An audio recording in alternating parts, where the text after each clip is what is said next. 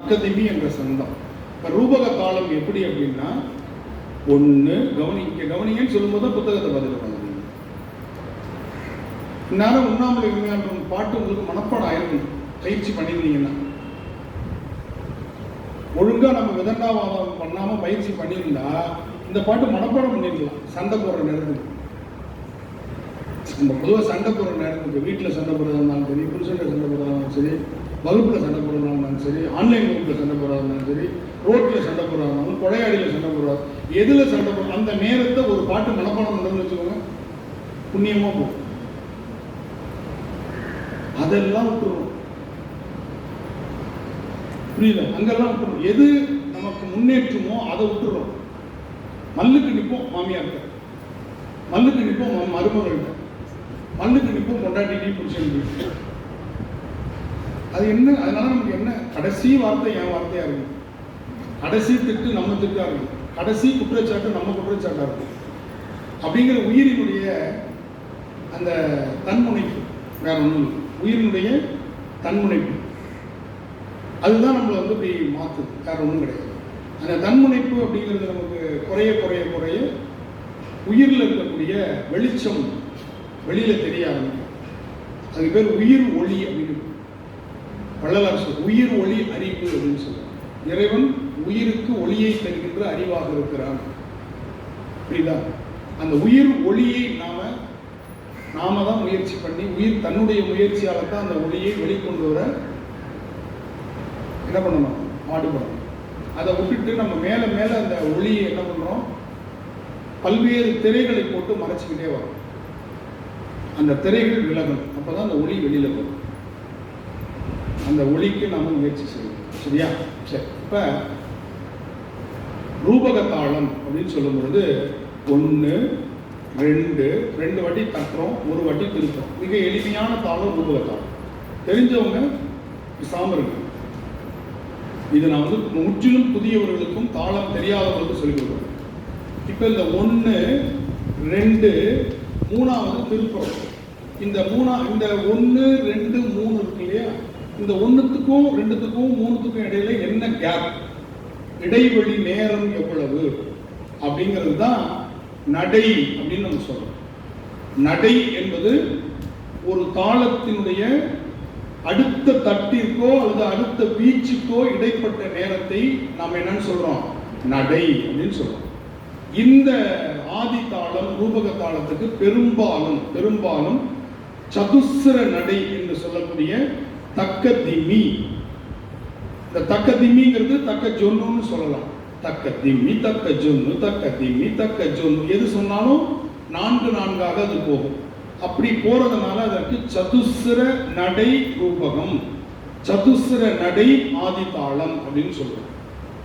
புரியுதா? இப்ப தக்கிட்ட தக்கிட்ட தக்கிட்ட தக்கிட்ட தக்கிட்ட இப்படி போச்சுன்னா திஸ்ர நடை அப்படின்னு பேர். திஸ்ரம்னா 3. இந்த எழுத்தை எண்ணி பார்த்தா நமக்கு தெரியும். எழுத்தை எண்ணி பார்த்தோம்னா 3ன்றது தக்கிட்ட அப்படின்னு ஒரு தெரியும். அடுத்து தக்க திம்மி சொல்லிட்டேன். அடுத்தது தக்க தக்கிட்ட தக்க தக்கிட்ட தக்க தக்கிட்ட இப்படி 5 நடையா போச்சுன்னா அதற்கு கண்டம். அந்த ரூபகத்துக்கு கண்ட ரூபகம், கண்ட நடை ஆதி அப்படின்னு நம்ம சொல்றோம். புரிஞ்சுதா? நடை என்பது தாளத்தினுடைய வெளிப்படுத்தும் முறை. தாளம் மொத்தம் 7 தாளங்கள், நடை மொத்தம் 5 நடைகள். ஒவ்வொரு தாளத்துக்கும் 5 நடை. ஆகவே 7 தாளத்திற்கும் 5 நடைக்கும் மொத்த தாளங்கள் 35 தாளங்கள்.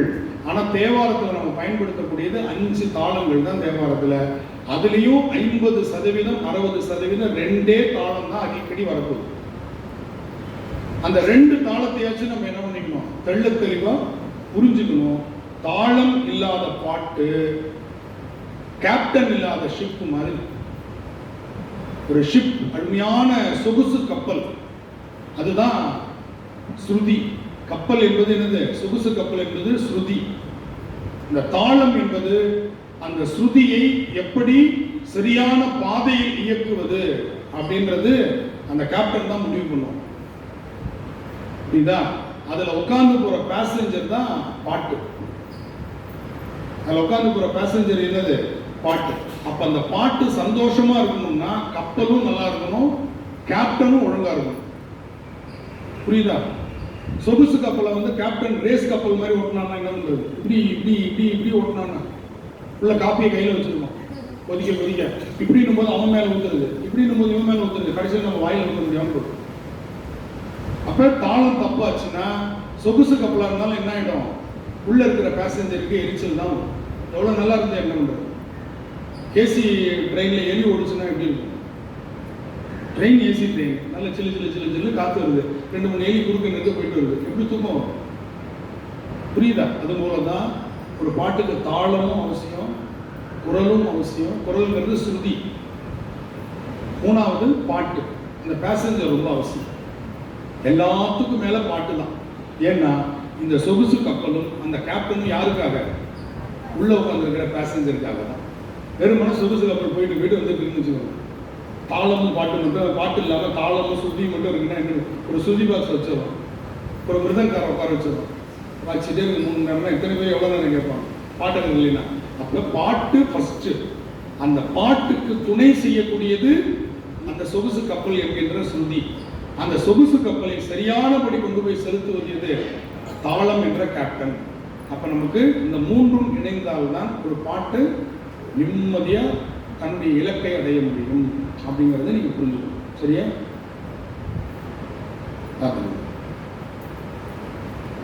நல்ல கவனிச்சுட்டாங்க. ரூபக தாளம் தக்க தீமி தக்க தீமி தக்க தீமி. இப்போ ஒரு நிமிஷத்துக்கு நான் எவ்வளவு கேப் கொடுக்குறேன்? தக்க தீமி. ஒரு தட்டு தக்க அப்படின்னு தட்டுறோம், எடுக்கும்போது தீமி. ஞாபகம் வச்சுக்கணும். தக்க தீமி எப்படி பிரிச்சுக்கிறோம்? தக்க தீமி தக்க தீமி தக்க தீமி. இந்த இந்த வீசி திருப்புறோம் இல்லையா? திருப்பும் போது தக்க அப்படின்னு திருப்புவோம். இப்படி கை எடுக்கும்போது தீமின்னு ஒரு பாருங்க. தக்க தீமி தக்க தீமி தக்க தீமி தக்க தீமி அப்படி போகும்.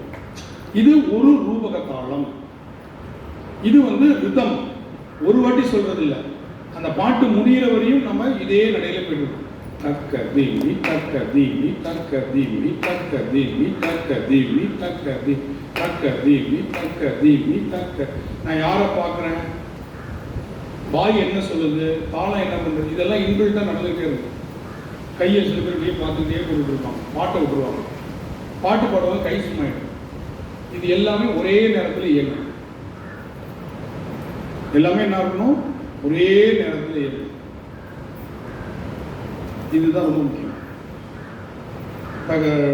டிரைவர் ஆக்சிலேட்டர் எடுக்கும்போது ஸ்டேரிங் விட்டாருன்னா ஏன்னா எதாவது ஒன்று தானே செய்ய முடியும். ஆக்சிலேட்டர் எடுக்கணும், ஸ்டேரிங்கும் பிடிக்கணும், வரீங்க ஸ்டேரிங் பிடிக்கணும், ஆக்சிலேட்டர் எடுக்கிறோம் அப்படின்னு கேட்டாருன்னா என்ன பண்ண முடியும்? ஒரே நேரத்தில் கால் என்ன பண்ணுது? ஆக்சிலேட்டர் எடுத்துது. ஒரே நேரத்தில் ஸ்டேரிங் பிடிச்சிட்டு இருக்கு. பிரேக் எடுக்கும் போது இதில் கை எடுக்க மாட்டாங்க. அது போல தான் நம்ம பாடும்பொழுதும் தாளம் நிற்கக்கூடாது, தாளம் பாடும்போது பாட்டு நிற்கக்கூடாது. ரெண்டும் எப்படி இருக்கணும்? இணையாக போக வேண்டும். இது ரொம்ப முக்கியம். ஏன் இவ்வளோ நேரம் செலவழிக்கிறதுக்குன்னா அவ்வளோ முக்கியத்துவம். பன்முறைக்கு தாளம் ரொம்ப முக்கியத்துவம். பாராயண முறையில் ஒரே சிங்கிள் தட்டு தட்டிகிட்டே வந்துடலாம். இது தப்பு, நடுவில் தப்பு நடந்தாலும் தெரியாது. ஏன்னா அந்த ரிதம் நம்மளை கடந்து போக வச்சிடும். இப்போ உண்ணாமுலை உமையாளோடு உடனாகிய ஒருவன் அப்படி இந்த ரிதம் புரிஞ்சுக்கிட்டீங்கன்னா சிங்கிள் தட்டில் தட்டிட்டு போயிட்டே இருக்கலாம். ஆனால் இப்போ நான் பன்முறை பாடுறேன், கவனம் கேட்கவே கேட்காது. நடுவில் 4 வரியும் அமைதியாக கேளு, அதுக்கப்புறம் நீங்கள் பாடுங்க. சந்தேகம் இப்போ நடுவில் கேட்கக்கூடாது. புரியுதா? நல்ல கவனிக்கணும். உண்ணாமுலை உமையாளோடும் உடனாகிய ஒருவன், உண்ணாமுலை உமையாளோடும் உடனாகிய ஒருவன், பெண்ணாகிய பெருமான் மலை திருமாமணி திகழ, பெண்ணாகிய பெருமான் மலை திருமாமணி திகழ, மண்ணார்ந்தன அருவி திரள் மழலை மூழவு அதிரும் மண்ணார்ந்தன அருவி திரள் மழலை முழவு அதிரும் அண்ணாமலை தொழுவார் வீணை வழுவா வண்ணம் அருமே அண்ணாமலை தொழுவார் வீணை வழுவா வண்ணம் அருமே.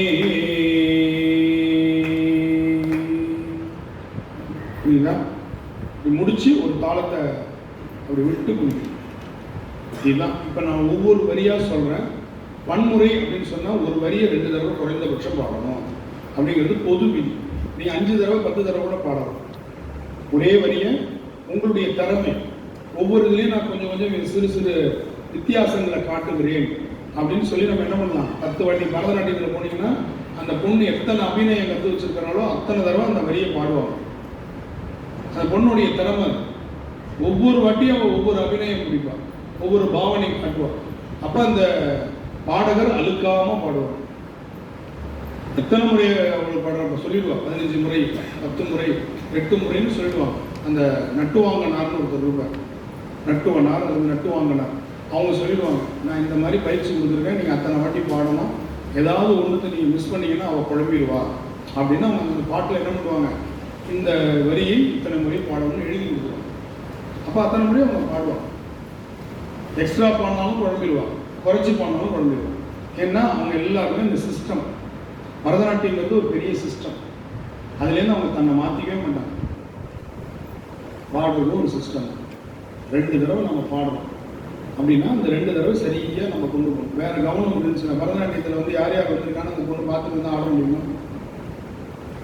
அதனால தான் இப்போ என்ன பண்ணியிருக்காங்க தெரியுமா, சாயங்கால நேரத்தில் வச்சுக்கிறாங்க அரங்கேற்றத்தை. லைட்டை பூரா ஆஃப் பண்ணிடுறாங்க. மேடைக்கு மட்டும் தான் லைட்டு. வந்திருக்கியா, முறுக்கு திங்கிறியா, தண்ணி குடிக்கிறியா, சோடா குடிக்கிறியா அப்படின்னா அந்த பாடுறதுக்கோ ஆடுறதுக்கோ தெரியவே தெரியும். ஃபுல்லாக இருட்டாக்கிறாங்க. பார்த்தீங்களா இல்லை பரதநாட்டியம் அரங்கேற்றது? ஏன்னா இவங்க அங்கே உட்காந்துட்டு பட்டார்னு அந்த சிப்ஸ் பேக்கெட்டை பிரிக்க வேண்டியது முதல் வரிசையில் உட்காந்துருக்கு. சினிமா பக்கம் வந்துருக்கும், ஒரு உயிர் போகிற மாதிரி ஆடிட்டு இருக்கா. அங்கே வந்து அதுவும் பிரிக்க தெரியும், பட்டுன்னு அடிப்பாங்க. அந்த இது பார்த்துருக்கியா, எவ்வளவு அழகாக இதெல்லாம் நம்மள்கிட்ட இருக்கு. சும்மா நம்ம வந்து சிரிக்கக்கூடாது. இதில் 10 பேர் அந்த வேலையை செய்கிறவங்களா இருக்கு. வாயில் பல்லால் கடிச்சு குரங்கு மாதிரி பிடிக்க வேண்டியது. ஒரு 100 பேர் 10 பேர் உட்காந்துருக்கிற பப்ளிக்கில் நம்ம உட்காந்துருக்கிறோம், பல்லால் கடிக்கிறேன்னு. இதில் வேறு ஐயா எடுத்துக்கங்கன்னு நான் சொல்லுவாங்க. பக்கத்தில் நம்ம உட்காந்துருக்கோம், பல்லால் கடிச்சிட்டு எவ்வளோ போகும். இந்த தண்ணி பாட்டில் இருக்கு பாருங்க, அரை பாட்டில் உள்ளே விட்டு குடிப்பாங்க. அரை பாட்டில் உள்ளே தொண்டை வரையும் பாட்டில் போகும். ஐயா தண்ணி குடிக்கிறீங்களான்னு. தண்ணி நம்ம வாங்கி குடிக்க கூட நமக்கு தோணும். வாங்கின காசு அந்த அளவுக்கு தண்ணி மேலே நமக்கு ஒரு வெறுப்பு உண்டு. இதெல்லாம் நம்ம அவமானத்துக்குரியது, அருவருப்பானதுன்னு நினைக்கிறத நினைப்பே நம்ம இன்னைக்கு விட்டுட்டு வந்தீங்கன்னா நாம சந்தோஷமா இருந்தால் போதும். அடுத்தவனை பற்றி நமக்கு கவலையே கிடையாது. அந்த காலத்தில் நாதஸ்வர வித்வான் இருப்பாங்க. அவங்களுக்கு முன்னாடி எத்தனை பார்க்க போடக்கூடாது சட்டம் போடுவாங்க. நிஜமா நாதஸ்வரம் போதும்போது அவங்களுக்கு அந்த எச்சில் வந்து இயல்பாக நிறையா சுரக்கும். இப்போ நாதஸ்வரத்தில் கொஞ்ச நேரம் கழிச்சு அந்த எச்சில் ஒழுகி ஊற்றும் பாருங்களேன். நீங்கள் வெத்தலை பாக்கு போடக்கூட அவனுக்கு இன்னும் ஊறும், ரொம்ப எச்சில் ஒழுகும். அப்போனா நாதமே மாறும், உள்ள சொதன்னு ஆகிடும். ஏன்னா அவன் உயிரை கொடுத்து ஊதிக்கணும். அவனுக்கு முன்னாடி உட்காந்துட்டு அந்த வெத்தலை எடுத்து இப்படி துடைக்க வேண்டியது. அப்புறம் அந்த பாக்கு பக்கத்துக்கு பிரிக்க வேண்டியது. அதுக்குள்ளே வச்சு சுண்ணாம்பு தடவை அவனுக்கு மூஞ்சி இறச்சி சுண்ணாம்பு தடவை வேண்டியது. இதெல்லாம் பண்ணுவாங்க நம்ம. அப்புறம் வெத்தலையை படித்து உள்ளே இருக்கிட்டு அவனுக்கு முன்னாடி கொப்பிடிச்சுட்டே இருந்தா அவனுக்கு எப்படி இருக்கும்? இதே வேலையை இன்னைக்கு என்ன பண்ணிட்டு இருக்கிறோம், நாம தின்பண்டம் எல்லாம் சினிமாவுக்கு வாங்கிட்டு போகிற மாதிரி. அங்கே சினிமாவில் உன்னை பார்த்துட்டு யாரும் கவலைப்படப்படுறது எழுத நிழல். ஆனால் ஒரு லைவ் பர்ஃபார்மன்ஸ்க்கு நம்ம போகும்போது உங்களுக்கு முன்னாடி இருப்பது நிஜம், மறந்துடாது. ஒரு கச்சேரிக்கு போகிறோம், ஒரு ஓதுவார் பாடுறாருன்னா அதை அப்படியே மெய் மறந்து கேட்க பழகணும், ரசித்து பழகணும், கைத்தட்டி பழகணும். அவங்கள நம்ம வந்து கொண்டாடணும். ஏன்னோ எஸ்டேஷன் போகிற மாதிரி, பொருள் காட்சிக்கு போகிற மாதிரி எல்லாத்தையும் அள்ளி கொண்டு வந்து அங்கே உட்காந்து அந்த இடத்த கிளீன் பண்ணுறதுக்கு 3 நாள் ஆகிடும். எல்லாத்தையும் அங்கங்கே அப்படியே போட்டு நம்ம போவது சினிமா தியேட்டர் அல்ல.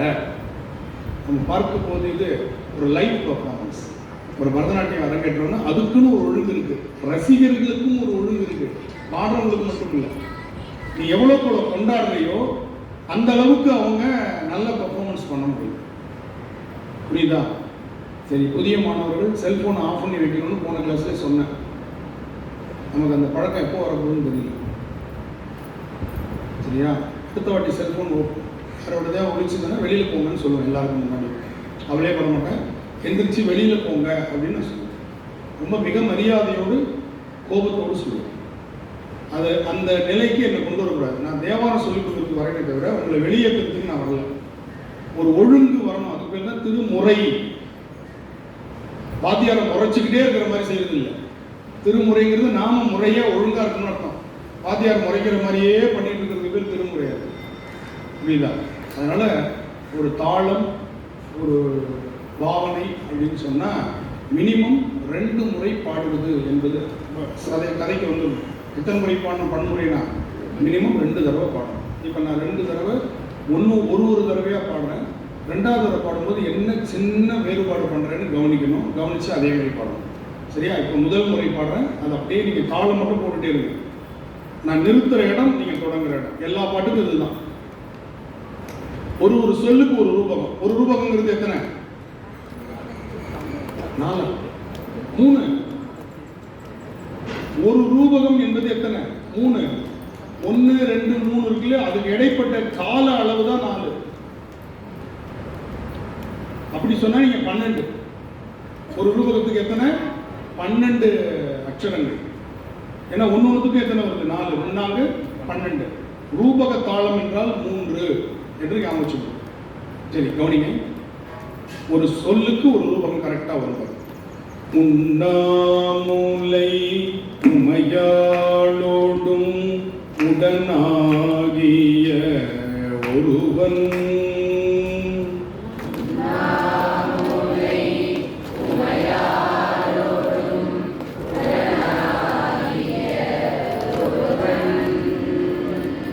உண்ணாமுலை உமையாளோடும் உடனாகிய ஒருவன்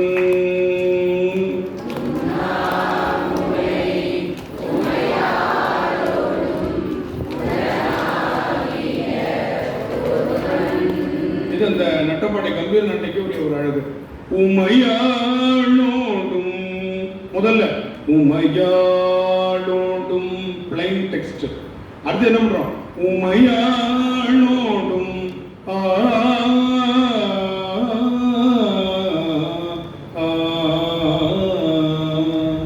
அப்படிலாம் அந்த கம்பீர நாட்டை அழகா வரும். அது எல்லாத்தையும் நம்ம பண்ண முடியாது. அதனால என்ன பண்றோம்? ஒரே ஒரு இடத்துல உமையாளோடும் உடனாகிய ஒருவன். அந்த தாளம் முடிகிறவனே என்ன பண்ணணும்? அந்த ஒருவன் இன்னும் இருக்கு பாருங்க, அதை அழுத்தம் கொடுத்து நிறுத்தம். பாடுங்க பார்ப்போம். உண்ணாமுலை உமையா.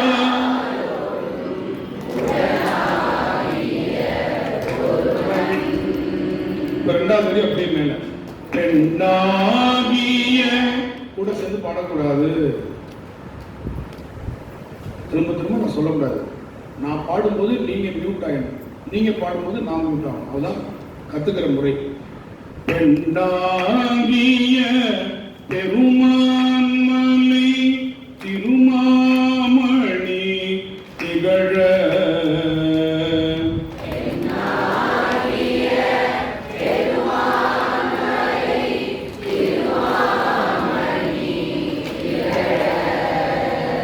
பெண்ணாகிய பெருமான் மலை திருமாமணி திகழ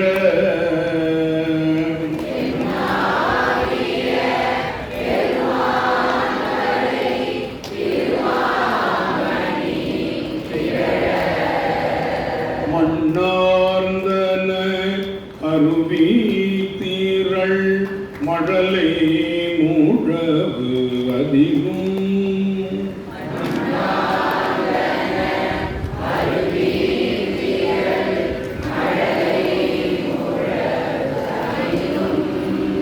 மண்ணார்ந்தன அருவி திரள் மழலை முழவு அதிரும்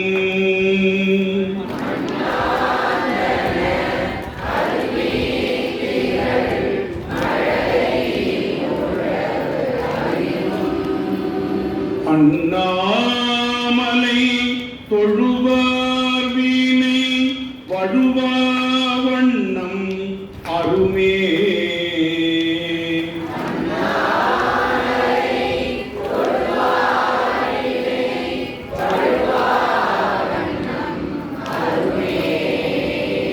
அண்ணாமலை தொழுவார் வீணை வழுவா வண்ணம் அருமே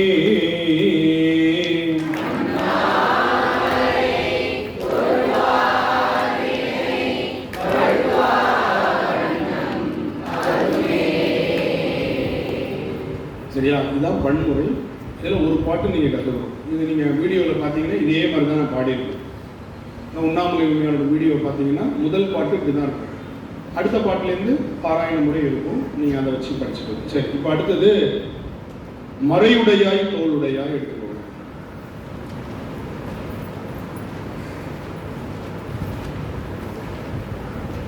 பதினோராவது பதிகம், பதிகம் எண் 11.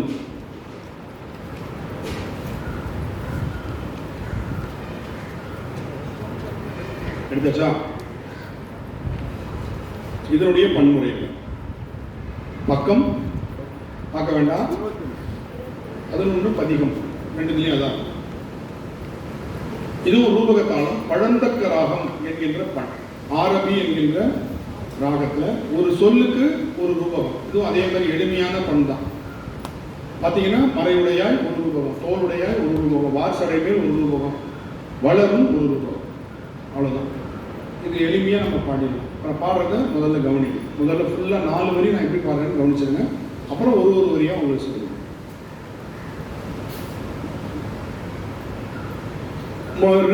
மறையுடையாய் தோளுடையாய் வார்சடை மேல் வளரும், மறையுடையாய் தோளுடையாய் வார்சடை மேல் பிறையுடையாய் பிங்ககனி எழுதூனை பேசின் நல்லால், பிறையுடையாய் பிங்ககனி எழுதூனை பேசின் நல்லால், குறையுடையார் குற்றம் ஓராய் கொள்கையினார் உயர்ந்த, குறையுடையார் குற்றம் ஓராய் கொள்கையினார் உயர்ந்த, நிறையுடையார் இடர்களையாய் நெடுங்களம் மேயவனே, நிறையுடையார் இடர்களையாய் நெடுங்களம் மேயவனே, நெடுங்களம் மேயவனே. இதில் நெடுங்களம் மேயவனே இருக்கு பாருங்க.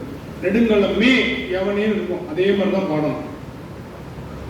அந்த தாளத்தில் பீச்சில் வரும் மே, ஆனா அடுத்த தட்டில் எவனேன்னு வந்துடும். அதனால ஒன்னா சேர்ந்துக்கணும். நீங்க மேயவனேன்னு பிடிக்க கூடாது. கவனிச்சிங்களான்னு தெரியல. பாட்டை பாருங்க எப்படி இருக்கு. நெடுங்களம் மே எவன், அப்படியே தான் வருது. கவனிங்க. இப்ப பாருங்க. இப்ப பாட்டியும் குரலையும் கவனிங்க. பாருங்க. நிறையுடையார் இடர்களையாய் நெடுங்களம் மேயவனே. தாளத்துல மேயவனேன்னு தட்டிங்கன்னா தாளம் போச்சு. நெடுங்களம் மேயவனே, எவனே தட்டு எப்படி இருக்கும்? எவனே எப்படி வரும்? சேர்ந்து வரும்போது மேயவனே, நெடுங்களம் மேயவனே, இடர்களையாய் நெடுங்களம் மேயவனே, நிறையுடையார் இடர்களையாய் நெடுங்களம் மேயவனே. இப்படி ரிவர்ஸ்ல பாடி பயிற்சி எடுக்கணும். கரெக்டா வரணும், அந்த இடம் கரெக்டா எடுக்கணும். கீழே இருந்து அடலாம் மேலே போய் மேலே இருந்து கீழே வருதில்ல, திடீர்னு ஒரு இடத்துல மேலே எடுக்கணும். இப்ப நான் பாருங்க, எவனே நெடுங்களம் மேயவனே, இடர்களையாய் நெடுங்களம் மேயவனே, நிறையுடையார்களையாய் நெடுங்களம் மேயவனேன்னு கம்ப்ளீட் பண்ணணும் இல்லையா? இது மாதிரி நம்ம பயிற்சி எடுத்தால் அந்த தாளம் நமக்கு நல்லா புரியும். இப்போதைக்கு நீங்க இப்படியே வாங்க, பொறுமையா கீழே இருந்து வர்றதே மேல பயிற்சி வரட்டும், அப்புறமா ரிவர்ஸ் பண்ணிக்கலாம். சரியா? மறையுடையாய் தோளுடையாய் வார்சடை மேல் வளரும்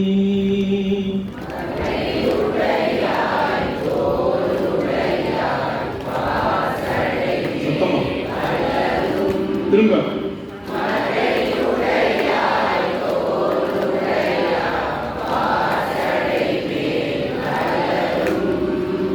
பிறையுடையாய் பிஞகனே எல்லோனே பேசின் நல்ல அந்த எண் அதுல ஒரு அழுத்தம் இருக்கு. என் என் அந்த இடத்துல அழுத்தி மேல ஜம்ப் பண்ணும். என் உனை உனைன்னு வந்துச்சு, என்றுன்னு வந்துச்சுன்னா போச்சு. என்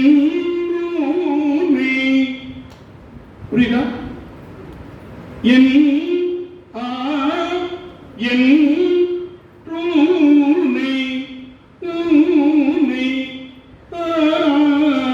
அப்படி வரணும். இந்த பெண்டு கீழே இருந்து மேலே போய் மேல இருந்து அந்த பெண்டு கரெக்டா வரும். வந்தாதான் இந்த தாளம் அதுல உட்காரும்.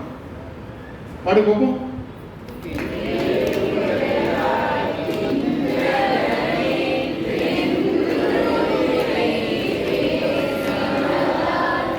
இல்லை கொஞ்சம் ஒரு 2 பேர் சரியா சொல்றீங்க, சில பேர் அப்படியே வேகமா போய் கடந்துடுறீங்க. கவனமா ஒரே மாதிரி சத்தமா பாடுங்க. பிறை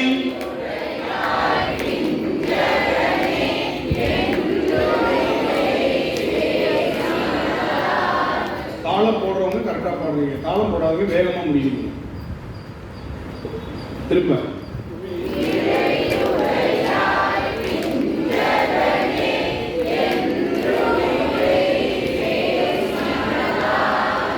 அதே மாதிரி 3வது வரி முதல் வரி மாதிரியே. உறையுடையார் குற்றம் போராய் கொள்கையினால் உயர்ந்த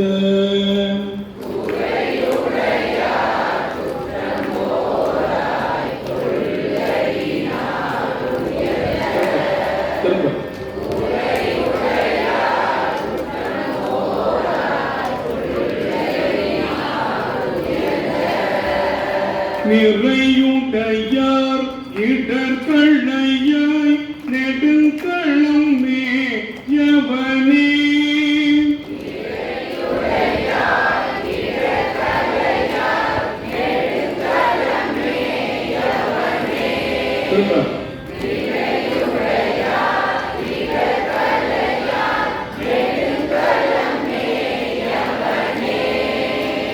புரியுதா?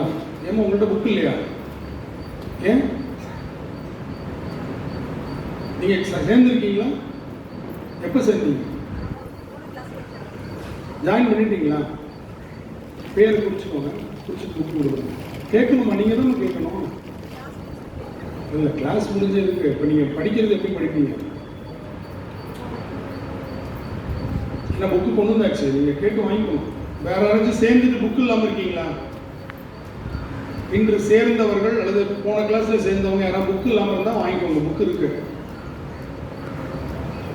அவங்க ஒருத்தவங்க கேட்கறாங்க,